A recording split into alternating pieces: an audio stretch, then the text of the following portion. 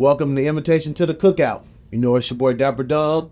Got my co-host in the building, the Alex Mack. And we have another phenomenal guest in the studio with us today. But before I introduce him, y'all already know we need to take care of some business.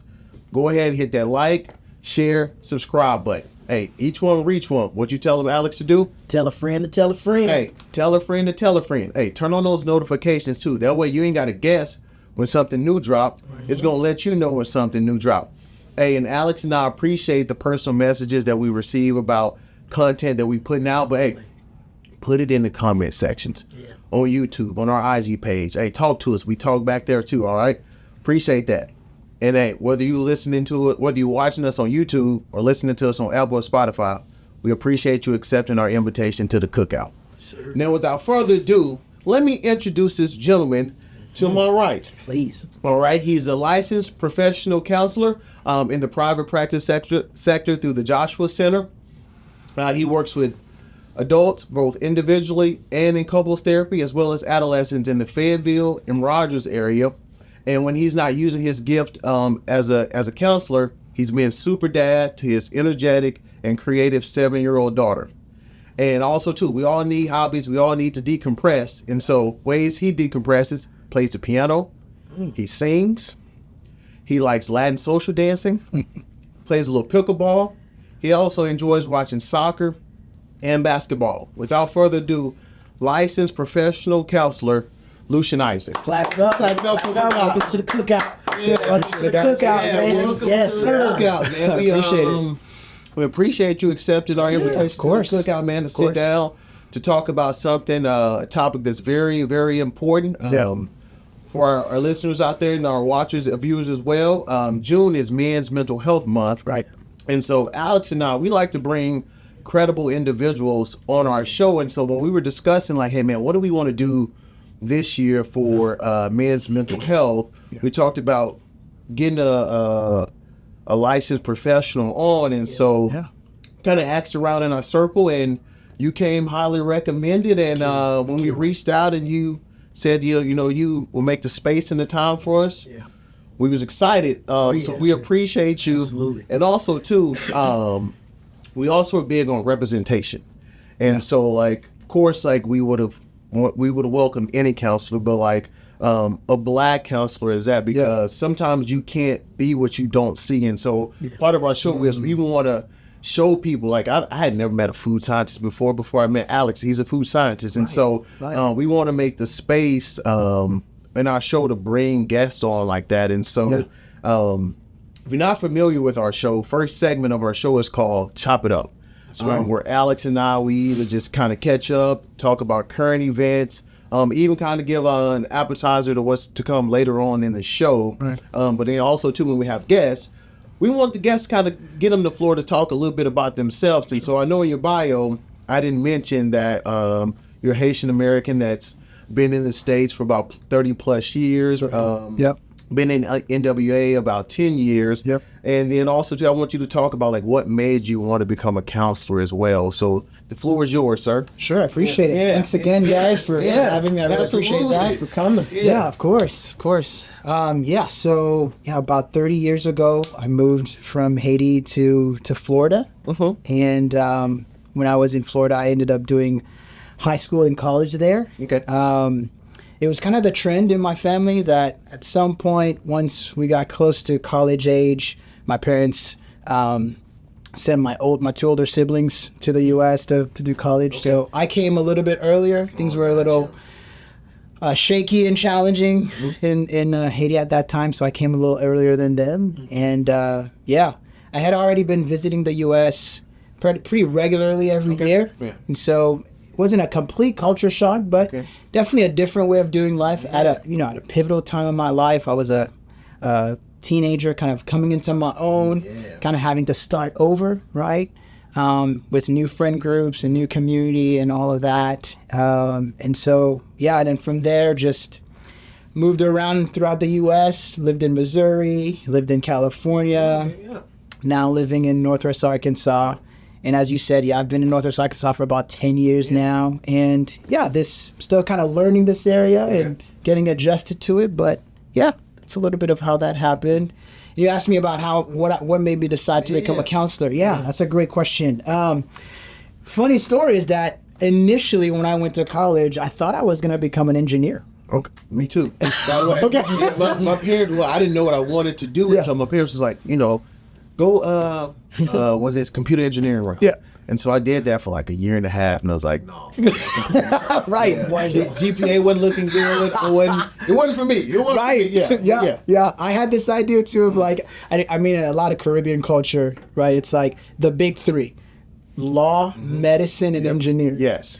So it's like, if I wasn't going to do one of those three, it's like it might not reach the potential that I could reach. So for me, it was like, I didn't want to do law. I didn't want to do medicine. Maybe I'll do engineering. Yeah. So tried that for a year and a half. But yeah, like you said, the grades weren't looking right. Yeah.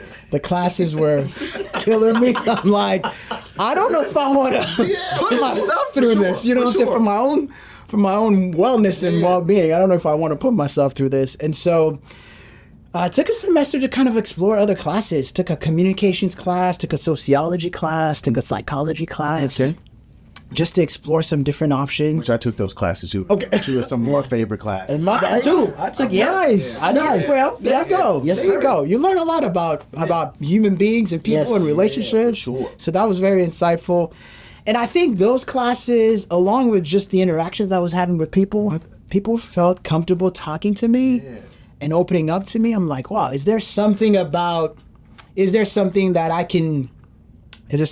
skills or the ways that people relate to me that I can maybe use as a career to serve people, to serve my community. And so that's kind of where the journey started a little bit. My sister is also in the same field, and so she already kind of like had been a trailblazer, I guess you could say, for me. And so then transitioned to psychology and went to grad school, and here I am now. Story. Thank you. Yeah, well, thank you for being at the cookout. For sure, man. It's a pleasure to be here. The meat and potatoes of our show, we like to call it What's on the Grill. And so what's on the grill today? One, we want to kind of dive into how like not dealing with past trauma, how that affects us in the future. Also, two, talking about masculinity and being vulnerable. And then also, two, the balance of being the husband, being the father, being the provider. Kind of like we say in the corporate world, like that work-life balance. Sure. Sure. The dynamics of that. But let's start with kind of like childhood trauma, because I was reading an article and it was talking about kids having, and I'm gonna butcher it, and I don't want to butcher it. How we have experiences where trauma is involved and it's unresolved, and how that affects us in the future. And it talks about it happens 61% in the African American community. Some trauma of some sort just goes unnoticed or unspoken about, and how that really affects us in like our amygdala, which is kind of like our emotional processing part of the brain. And when those aren't resolved or coping mechanisms aren't learned, you become hypersensitive to situations that remind you of that. And like 100%, that's where kind of PSD kind of forms. PTSD. I left out kind of forms, but like talk about that a little bit. Yeah, sure, man. Yeah, and I think it's so important to even recognize that the word trauma is sometimes maybe a big word that we use, and I think sometimes maybe people wonder, is what I experienced, does that count as trauma, right? Which is why in some ways the literature has tried to now say, maybe we can have big T trauma and little T trauma. Okay. Things don't have to be on the level of like a 9/11 or something like that for it to be impactful, right? And so I think just situations where there's a disappointment, right? I tried out for the basketball team or cheerleading and I didn't make it, and or a coach was really hard on me and was really riding me, and that just really broke my spirit, and I gave up on the sport or gave up on being on the debate team, whatever that is. Those experiences, if there's not a resolution, if there's not a person to kind of help us make sense of that situation and and process that properly, yeah, that has an effect, right? And when I begin to connect with a new client, I talk about kind of like these common ways that we respond to these situations. Yes. Right? These are the common ways. It's like we try to distract from it, right? We try to avoid it and not talk about it. Yep. We push it down, right? Or we just kind of push through it. We kind of pretend it didn't happen. This is not going to affect me. I'm moving forward. We're going to blaze forward. I feel like you're talking. It's a lot of men. I don't know what y'all feel. It's a lot of men right now. So what you hearing? Yeah. I feel it. But keep on going, bro. Keep on going. Right. I feel seen. Expose maybe a little. Like, whoa. That's like when the preacher get to go in that church and you're like, oh, you start thinking like, wait a minute, he talking about me right now. That's hitting a little too close to home. Close to home, right? And in one way or another, all of us have done that. Yeah. You know, it's a common response, right? And so, yeah, I think what's a better way for us to respond to those situations, even in the present, right?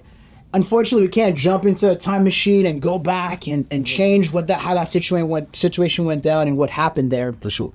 But there's a way for us to respond to that situation today, and I like to use the word curiosity. That's the word that I use. Okay. As a way to connect with that 15-year-old self and to be able to say to that 15-year-old self, man, I see you. Yeah. I see what that was like. Yeah, for sure. We had to ignore this. We had to push forward from this, but I don't want to push ahead from this anymore. I want to recognize the impact of this.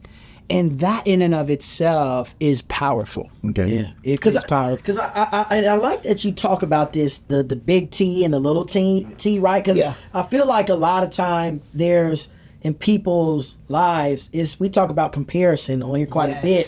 So it's like, well, I didn't go through what they went through, so maybe it's not that big of a deal. Especially as men, it's like, okay, well, she's saying this and she's talking about, maybe trauma from, having birth or different things. Right. And so I feel like we minimize, or at least I minimize mine, because it's like, well, it's not on the level of hers or this person, so I'm going to, it's no big deal type of thing, right?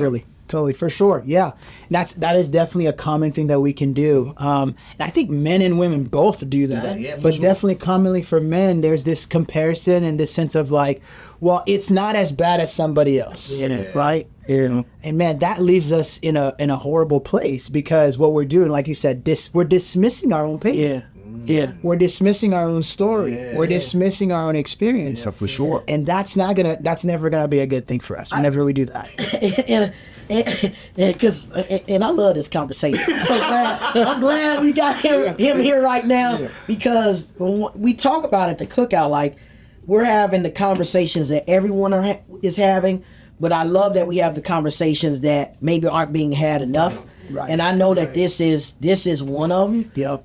Specifically around mental health. And one of the things that I kind of think about from our end, and I think about our culture, is also the overlap of religion and mental health and therapy as well. Because I think it's religion kind of tells you that thing of like, hey, there's someone out there that has it worse than what you have, so you should be grateful for the life that you're living. And so I feel like the way that overlaps with how mental health is, it just tells you that if you do this, you can keep pushing forward.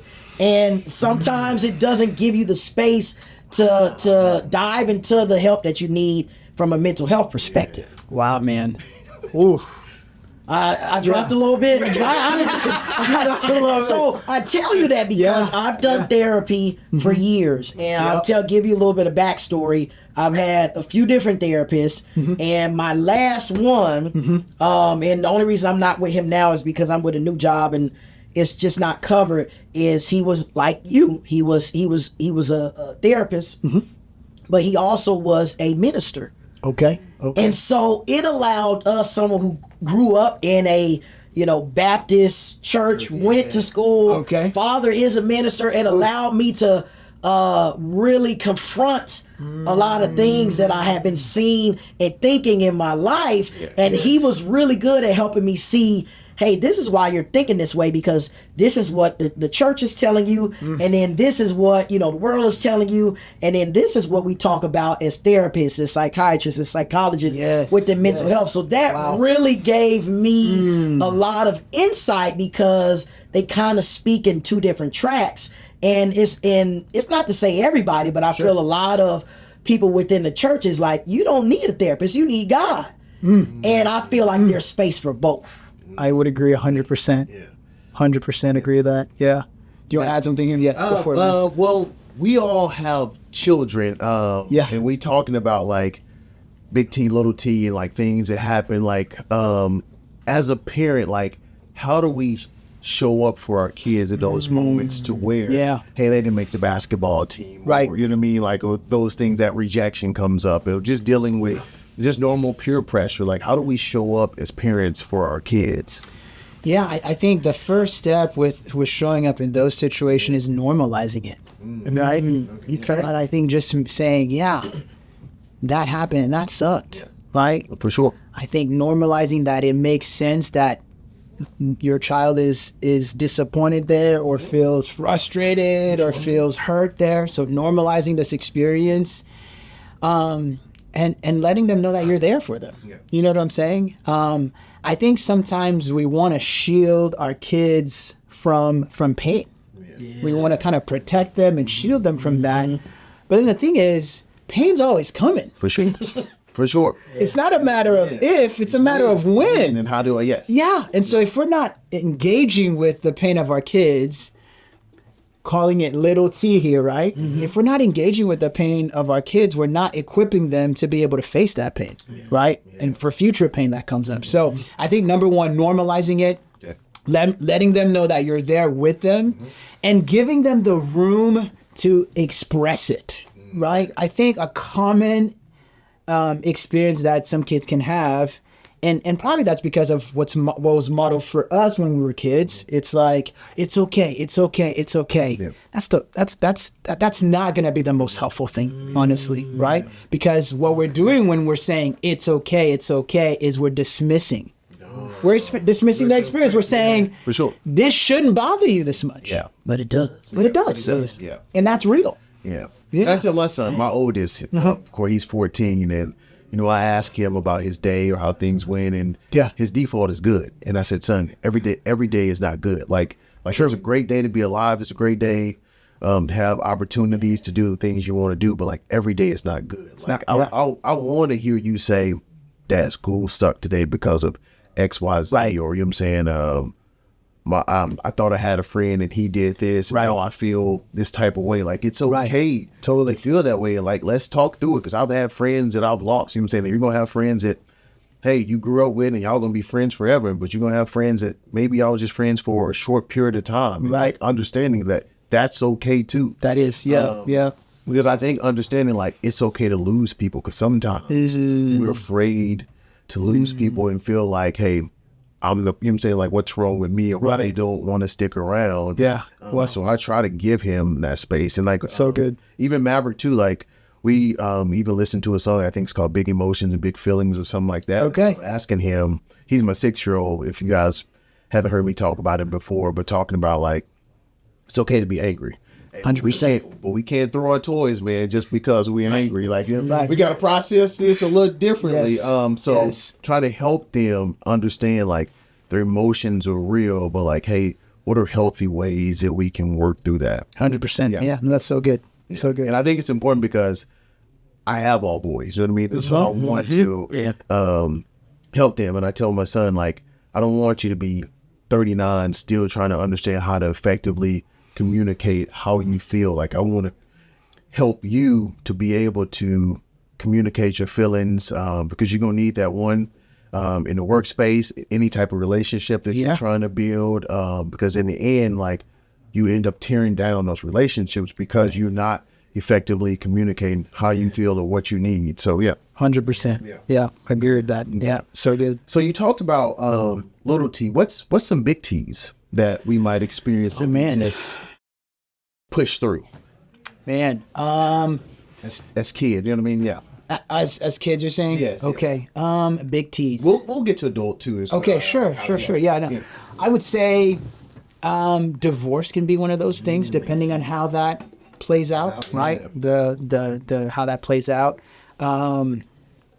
Big T's. I mean, sexual abuse, right? Child abuse and sexual abuse. That would definitely be a big T.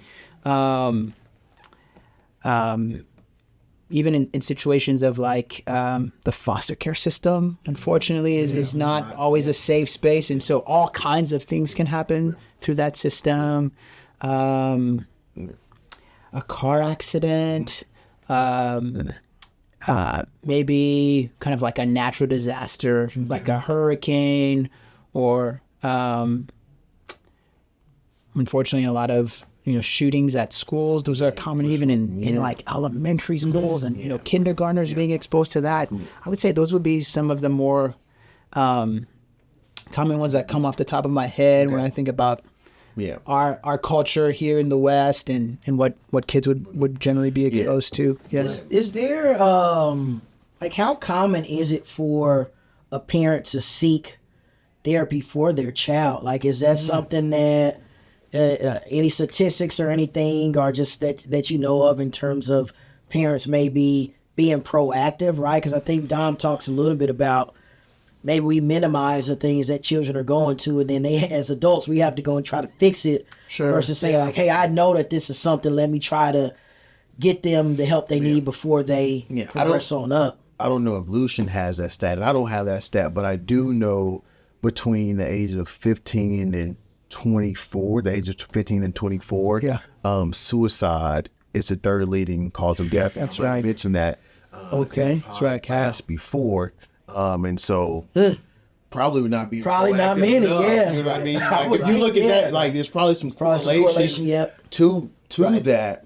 Good point. Yeah, but I think it's because how we grew up too. Because I remember hearing, like, oh, you want me to go talk to the crazy doctor? You know what I mean? Like when you like the therapist account, like you want me to talk to the crazy doctor? You know what I mean? Like you're not crazy. You just not processing your emotions in a healthy way. Which I mean, I guess you can translate. We can kind of transition into masculinity and being vulnerable. Yeah. Oof. That's it. Getting into some stuff. Here we go, boy. Here we go. Diving in.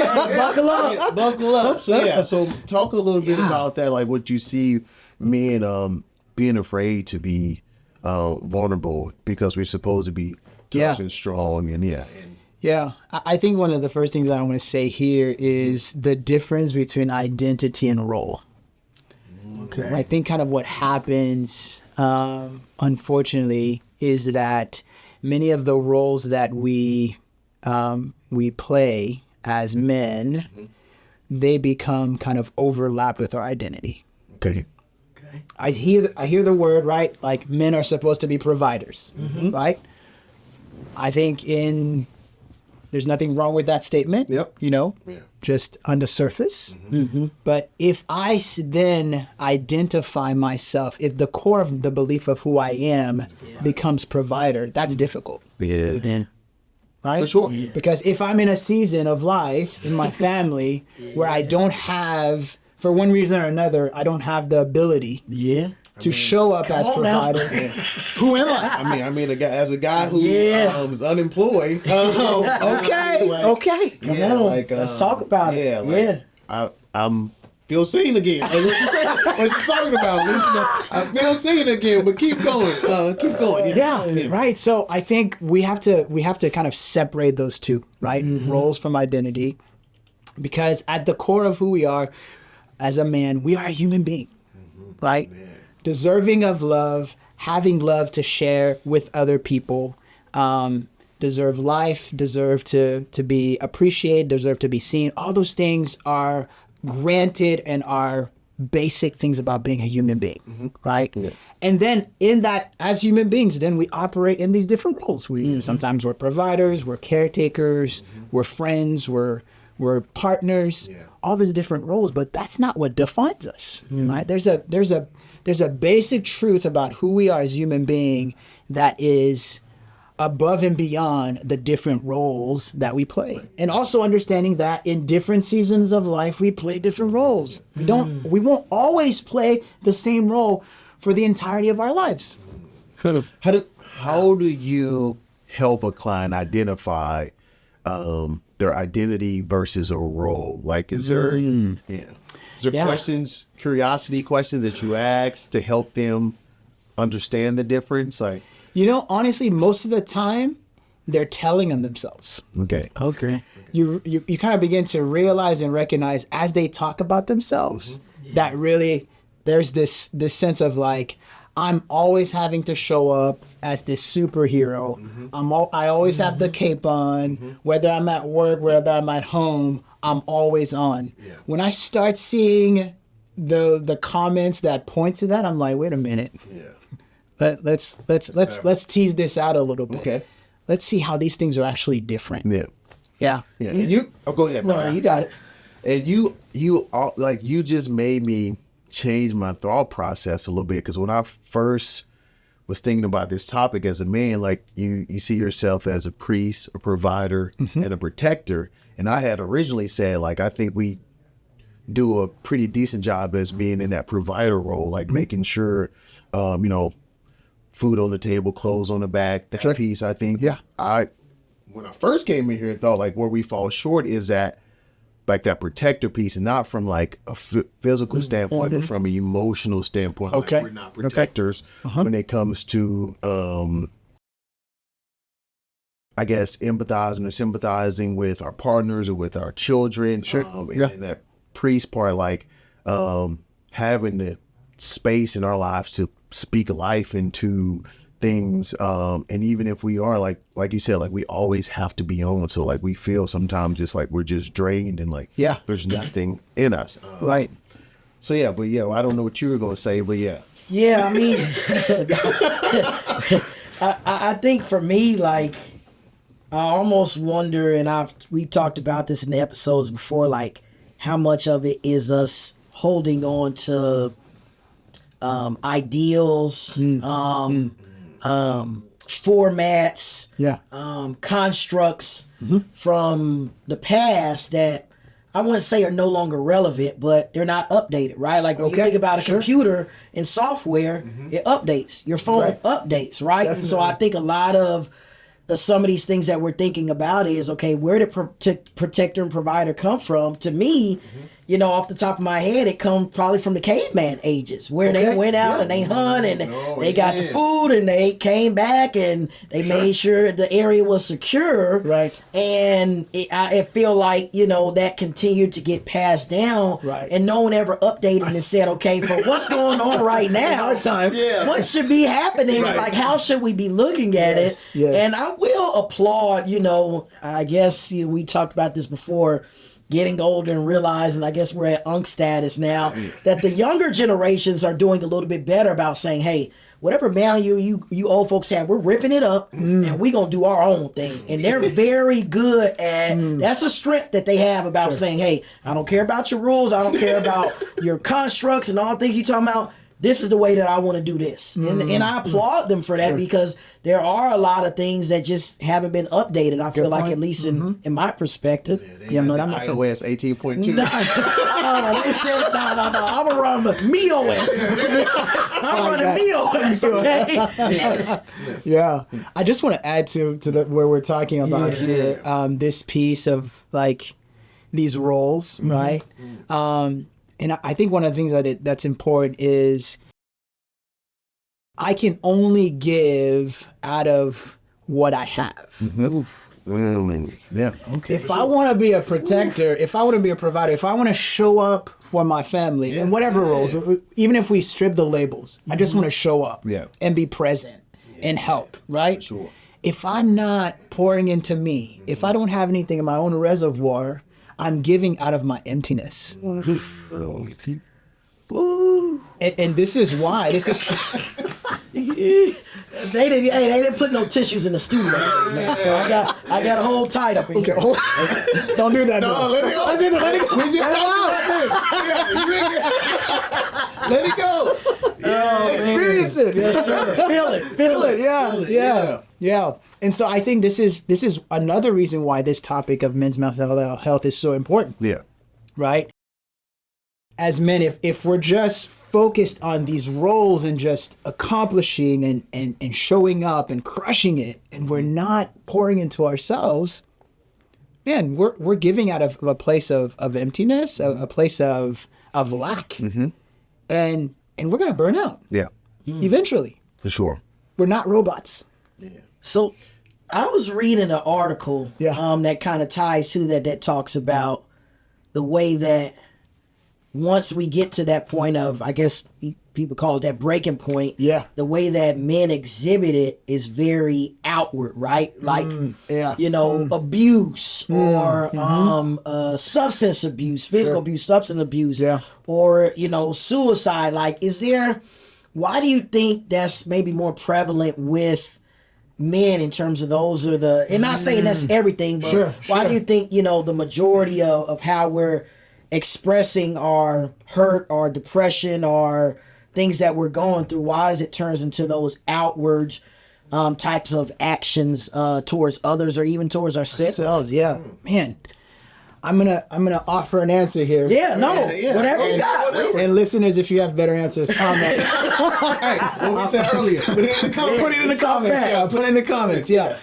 I wonder maybe if this is kind of maybe hormonal, where testosterone might be kind of driving that, right? Okay. That's my first curiosity here about potentially testosterone being a driver of that. Wow. Right. Okay.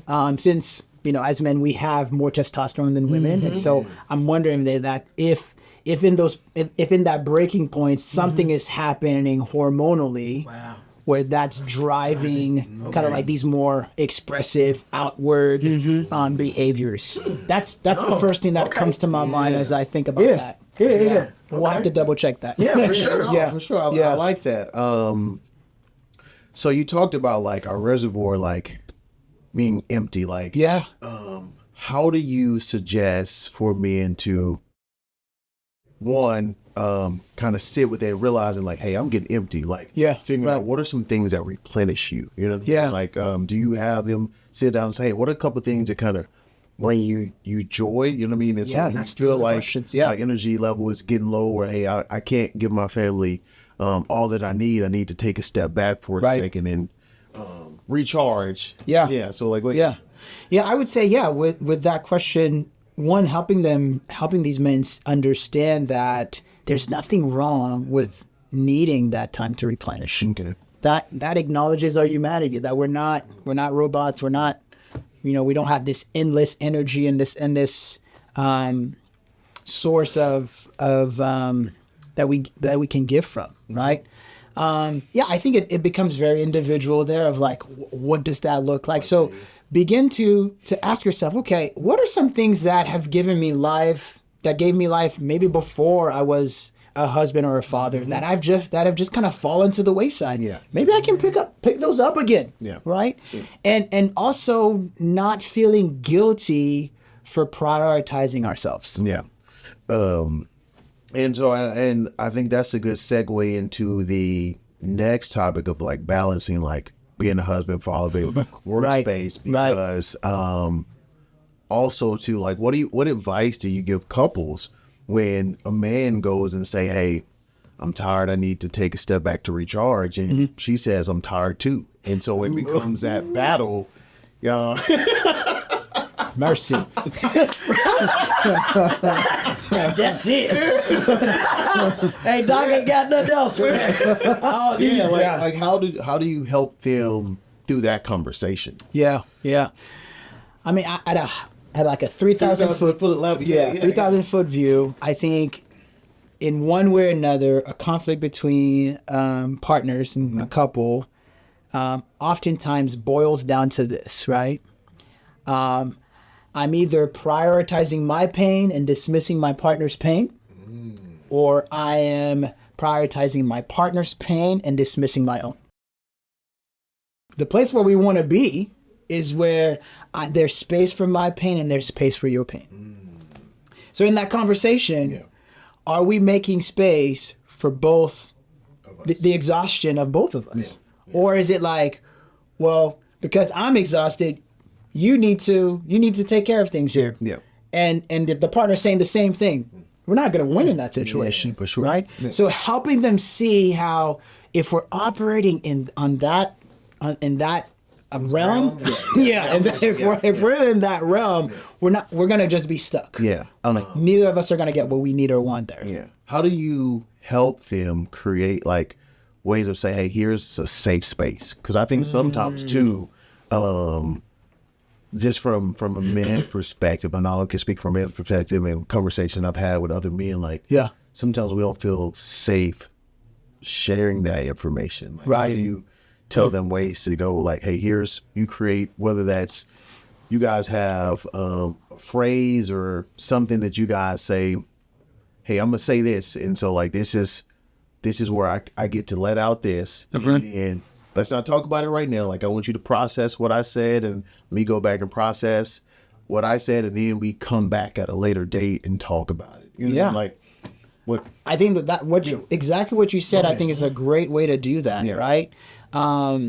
It's kind of like creating a routine of like checking in and having conversation and kind of having these basic guidelines and boundaries that we want to have. Here's what I get to talk about what I need. Here's where I get to talk about something that I'm excited about. Here's where I get to talk about something that I'm disappointed about. And I just want to let you know about it. Don't need you to fix it or work it out for me right now. I just want that opportunity, and you get that opportunity too. Let's sleep on it for 24 hours. Good. And if there's something that one of us wants to add or have a question, we can have an opportunity to do that. Gotcha.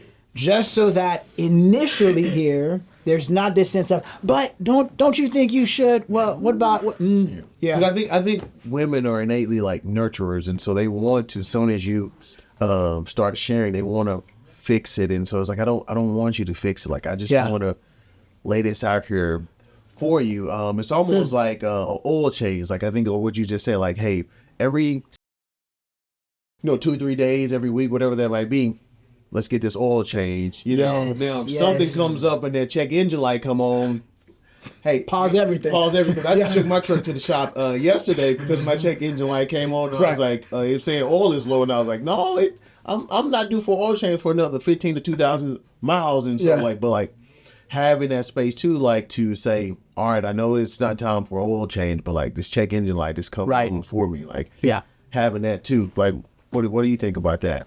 Tread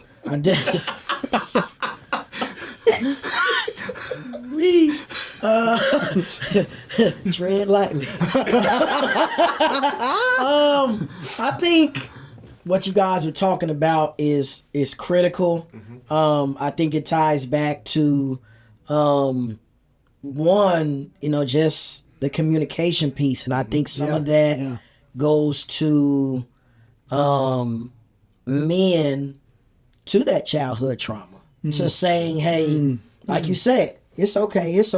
And it's a big thing that I've seen, being a father, having my father around, and again, anyone who knows me, I think my dad is the greatest man on earth. So this is nothing against how I was raised. 100%, yeah. But it was, hey, you don't let them see you weak. You don't, if you hurt on the field, you better try to, if you got to crawl off there and get off of there, but you don't acknowledge that you have emotions, which turns you into a robot. So then not going through that and thinking that like, that's what a man's supposed to be like. I can handle it. Then you get into a relationship with a woman and you don't know how to open your mouth and communicate like, you hurt my feelings. Because then that seems weak. It's weak to say okay, man, you like, what are you talking about? I hurt your feelings. So there's a silence, and I can speak for myself and probably other men, but there's a silence within your relationship because you feel like you're just supposed to manage and take the hit and take the hit and take the hit. But that goes back to what he said, that childhood trauma of saying that's not what it's supposed to be. And so I know with me having all sons, I try to talk through them about those pieces because then I can look back at my earlier life as a young male and see how not being able to how to talk through those pieces led to those outward reactions, that ended up hurting other people that had nothing to do with the trauma that I never got resolved, right? So I think that that's a piece of it. And then I think the other piece of it is creating that, that space where communication can happen without judgment, right? And so I had read about a couple where they have, I think they kind of call it, similar to what you talked about, it's 10 minutes. Okay. And when that person says it, the other person has to be quiet, and the spouse who asked for the 10 minutes can say anything that they want to say. It could be positive, but it could be negative. And it's uninterrupted, boom, boom, boom, boom, boom. And it's not for somebody to come back and say, well, what about this? Or what about when you did that? Or no, I didn't do that. Because I think a lot of people, when they talk about communication, the first thing that goes to people's mind is the talking part, but not the listening part. Like I tell my boys that I coach, you got 2 ears and 1 mouth. You should be listening twice as more that you're talking. So people think communication is blah, blah, blah, blah, blah, but it's, are you listening for comprehension versus listening to retort back to what that person says, right? And so I think you have to have that space where that person feels like I can, because if you're going to be, to me, in a relationship with someone romantically for an extended period of time, years and years, then I need to be able to be at my lowest point in life, my toughest point in life, and know that it's okay to say that with you. Because if I can't, how can I really feel like we're meant to be in this space together? And 100%. And I think it goes like when you mentioned that robot piece, like, hey, just push those emotions down, or like, you know what I'm saying, like, and not being able to articulate like how you feel in your thoughts. Like I know, like my wife told me before, like sometimes I feel like you're just a robot. Like I don't know that you actually care, because you just go, you know what I'm saying, kind of push through. Stoic, stoic. And then also too, to your point, as far as like communication isn't talking, it's listening first. Because if you think about somebody who's deaf, who can't hear, it's hard for them to talk. You know what I mean? And so like I need to be able to hear first. Tune in, then talk. You know what I mean? And so, it's good. Yeah. And so, but then also too, I think it's a balance, because as well, like when you said like the take 10, I think don't let that pile up. Like don't let your list pile up. Then you just hit it with the take 10, because also like from a guy who suppresses until I can't anymore, it's almost like I emotionally vomit on the other person. And so you got to understand, hey, don't let me let it build up, and then I just you done laid everybody out. They like, well, you got anything left? You know what I mean? Like, so like you're not being intentional about really out of those, like say you say 10 things, but really maybe 2 out of those 10 really was bothering you, but they heard all 10 and they don't even know which one to kind of help you when that time is to talk about it too. So I think also too, taking a pause as a man and say, hey, let me get this out right now. That way, one, it hasn't built up, and it also can come from like a place of love versus a place of anger. You know what I mean? And I think some of it too is, what my, hopes and challenges is that there's a shift in how manhood is looked at, right? Because I think we're in this tough point where you still have people that long for the men of the older days that we talked about, protectors, providers, rock hard, like, hey, I'm not gonna let anything bother me. And then the newer generation is like, be a little bit more in tune with your emotions, but then you have these people in the middle that are saying, no, that's still soft to me. And so I think that there is a thing in terms of being unique in who you are, and that being enough, and that there are people that are going to respect you for that. But as a whole, I hope that there are people that are really, looking at how they were raised, looking at how they're raising their children, because that's the most precious gift that you can be given to me on this earth. A child, you're responsible for molding and shaping and putting him in that place. And so there's as an adult, I've had conversations with my dad where he's apologized and said, hey, that wasn't right. I should not have did that. He said, hey, if there's things that you want to know about that you went through, or you just want to tell me about that you weren't happy about, I welcome that conversation. And so I think me hearing that gave me permission to say, hey, I don't have to be a carbon copy of him. Yeah. I can learn.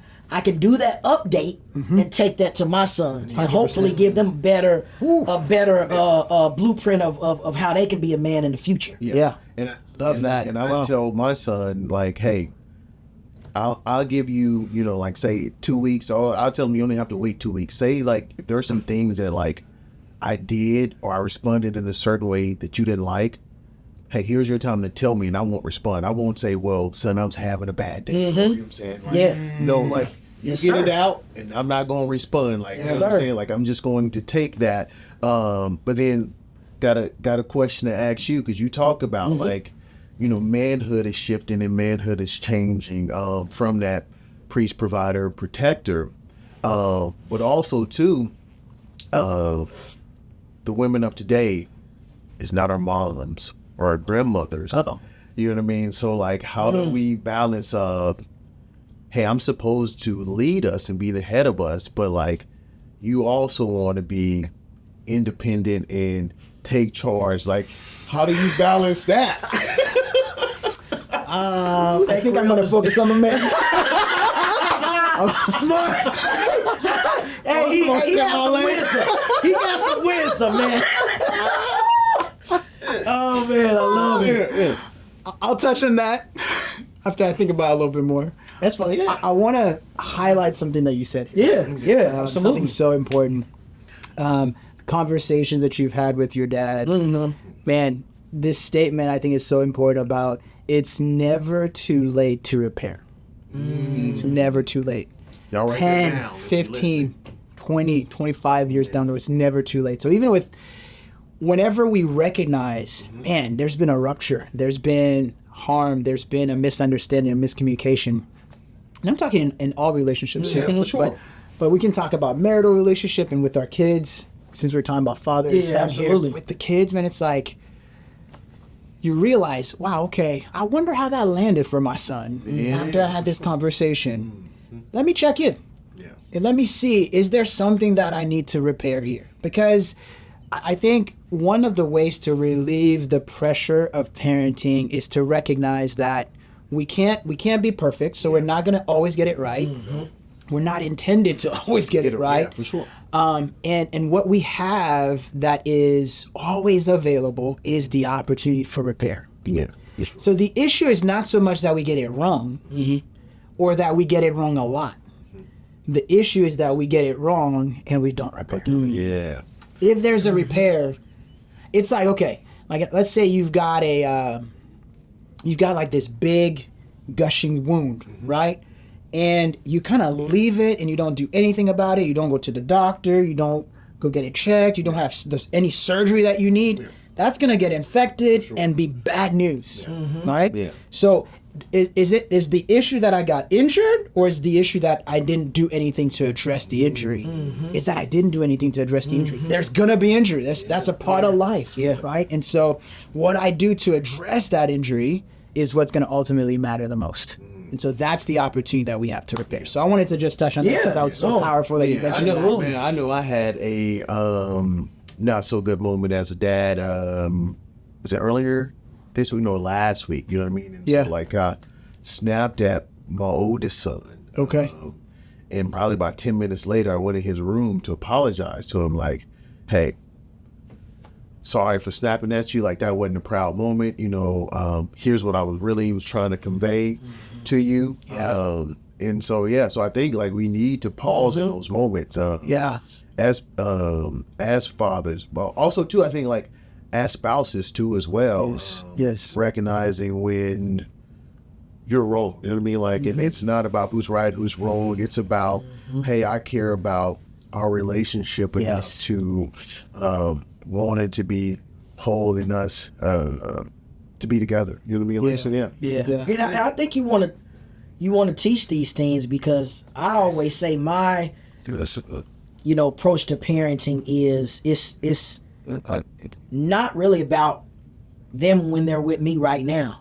It's about producing them when they go out and they have to be working citizens. They have to be in relationships. Right. It's about preparing them for that. And they hear that little voice in their head like, okay, Dad told me like I need to be accountable. So if I'm wrong, I need to say, I'm sorry. Our dad told me like I need to communicate this. So because it ain't about the fact that, okay, you were talking in class at school. Okay.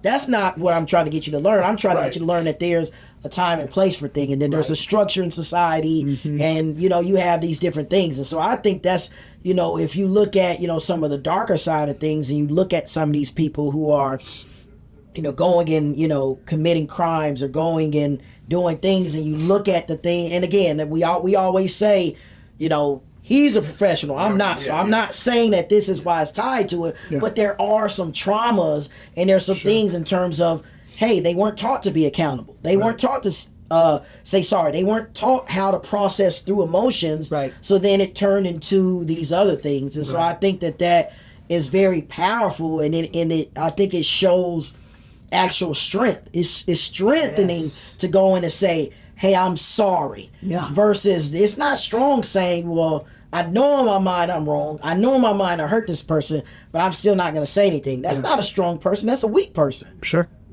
Yeah. And I think it ties back to what you just said is what he said, like as men, like that testosterone. So like when you say go commit crimes or like, hey, this kid is fighting at school, it's because parents are getting divorced and we're not sitting down and we're talking about, hey, we didn't work out, but we like husband and wife. Hey, we're parents and we're here for you, and like you can still talk to us about anything. And we're here for you to help us and to help you through life. And so those conversations aren't had.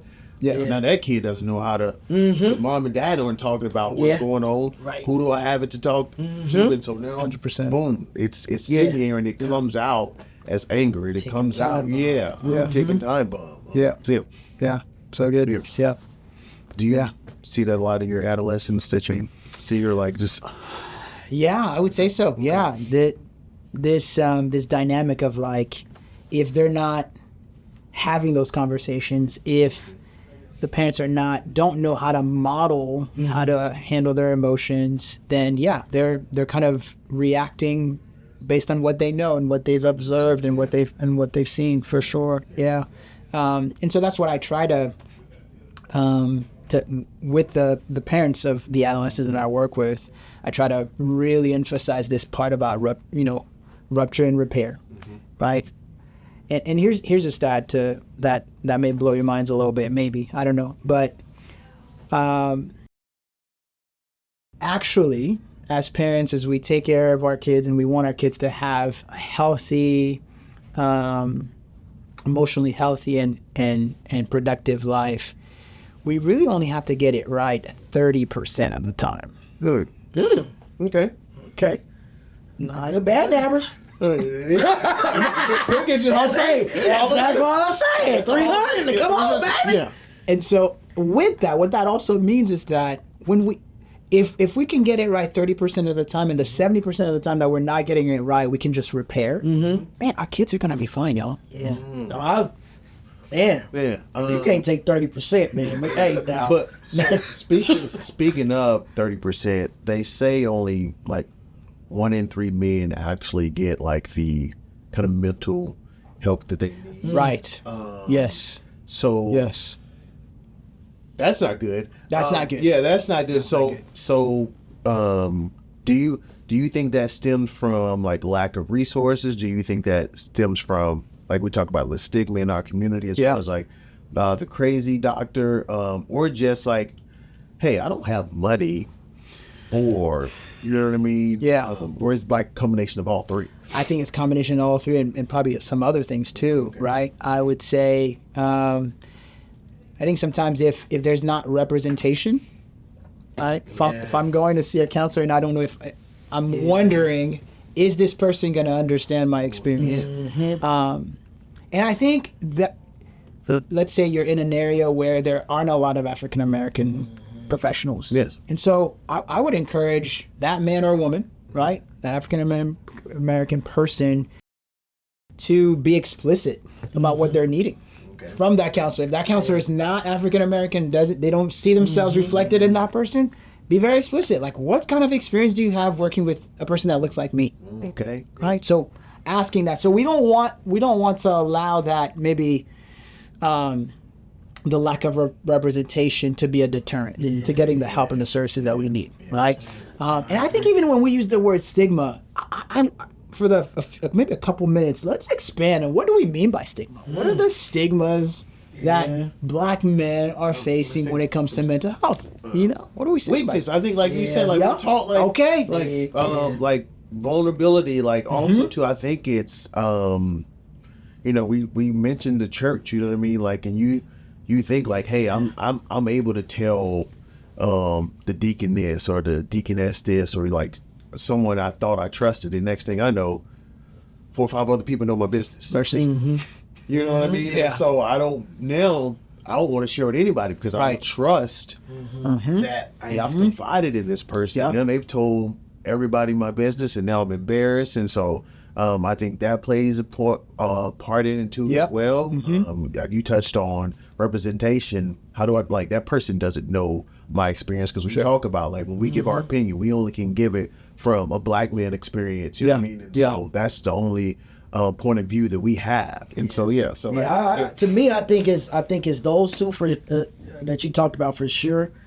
And I think it's a trust thing. I think it's a lack of trust for institutions within America, right? You know, when you look at, you know, a lot of different things, you know, government in the way that we feel like you go back and you look at how we were treated in terms of not even, you know, being considered, you know, a full human, right? Able to vote. If you look at, you know, we've talked about the Tuskegee experiment here within medicine. So I think it's a lack of, where you think about the visceral responses that happened when COVID vaccine came out, and a lot of it, you know, if you kind of decipher it and peel back through the comments, a lot of it from us was not wanting to do it because of lack of trust. Because I even remember the state of Arkansas ran an advertisement really looking at us to try to say, like, hey, you know, how can we get you guys to go out here and get this? So I do think that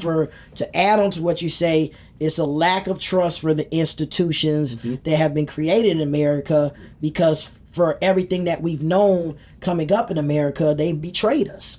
And so anything that's kind of associated with that, I think people culturally, in our culture, are like, no, I'm good off of that. And then it's, I'm going in there because I've done this before and I've scanned, because I want to know, hey, do you know my struggle? Can you associate with my story? Maybe not verbatim, but you got a cousin or somebody, you got a grandpa or somebody you know that has the struggle and story that I have. I want to go with that. So you start scrolling down, you don't see anything, you be like, no, I'm good. I'm going to keep doing what I'm doing. So I think it's, for me, it's the trust and lack thereof within the institutions that we have within this country. Yeah. Man, I think that's a really, really big one. I think that's one to really, really highlight. And so I think that's really where myself and my colleagues, we have to do a better job to help kind of like address that mistrust and to honor it, and to not say, no, it's all good. No, there are valid reasons why people have said, I don't know if I can trust anybody in the professional medical field in ways, right? So, because there's been harm, there's been hurt, there's been betrayal, right? So that totally makes sense. And I think that is the essence of the cookout. It's about education and authenticity.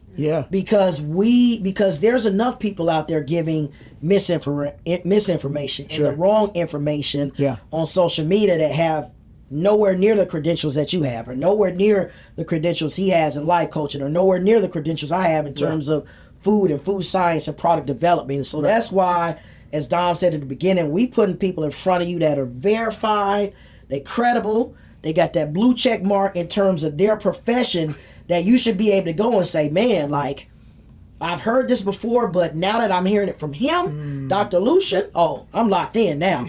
So that's what we about at the cookout. And that's the perfect thing that really embodies what we about. Education and authenticity for food, health, and culture. Love it. I think the word you just said was acknowledgement. And so I think sometimes not sometimes, a lot of times in this country, we don't acknowledge things of the past. We just try to push through it. Like we just been talking about. Push it down, push through it. Like it didn't happen. Also too, like I think like we need to take that into our manhood and acknowledge our feelings. Like I think we don't acknowledge our feelings enough. Man, look, I should have saved this for my to-go plate. Oh, that's right. Just go right into it and finish it, man. Yeah, you know, some people start making the to-go plate before the cookout over. You're right. And they have it stashed aside. You're right. So just go on, get to it. And so, you know, last segment of our show is called To-Go Plate. Where we say you're going to leave with more than food on your plate. And so I think like what I was just saying, like acknowledge your emotions, acknowledge your feelings, like acknowledge the things that your kids go through as well. Like I try to tell my son, like I was 14 before, son. I was 15 before. So like, I understand things that you might be going through that you don't even want to talk about. Like I'm gonna acknowledge and hopefully like you know that I'm giving you the space to talk about these things as well. Also too, like before I ask you, like, what do you want our listeners to put on their to-go plate? Since you like to play the piano and sing, like if someone was to ask you at the cookout, hey, listen, we need you to get on them keys and sing the song. What you singing? Gosh, I like that. Oh man, yes sir. Wow. Well, it all depends on the mood, you know. Okay, Okay, well, give us a couple then. A couple different moods, couple different songs. Oh man, temperature's kind of rising in here. You keep the heat on. I feel that. Oh my gosh, man. I mean, I think I'm kind of more old school, kind of an old soul a little bit. So like 90s R&B, like boy bands, like Boyz II Men, Casey and JoJo, kind of like that, more of that ballad sound. That's kind of like what I vibe to more. With that, hey. Yeah, well, Alex, I'm gonna let you go play what you want our listeners to put on their go plate. Then I'm gonna kick it to you to end it. For me, my to-go plate is Men's Mental Health Month. There's help out there. There's people that care about you, that love you. You're not alone, okay? Never feel like you're alone. There's plenty of resources, you know, whether you have insurance, whether you don't have insurance. Please check the comments and the links and on our social media for some resources out there. But at the end of the day, we just want you to know you're not alone, and there's people out there that do love you. That's my to-go plate for men's mental health. That's good. Yeah. I mean, I think for me, what I would say is going back to this piece about identity and kind of like your well-being full. Like, in order to be our best selves, we have to ensure that we're getting filled up. And so that's how we're going to be our best selves at work, for our families, and for our community. And so that has to be a priority. I just want to encourage the men who are listening and the women who are connected to men to encourage the men that they know to make sure that they're prioritizing getting filled up themselves. Yeah. Awesome. Hey, well, hopefully you've enjoyed this episode. I know we said June is Men's Mental Health Month, but like every day is Men's Mental Health Month. Yep. Every day is Men's Mental Health. All right. So like, let's not just stop in June. July, August, September, all year round. Hey, acknowledge your feelings. All right. Yeah. We appreciate you sitting down at the cookout with us. Till next time.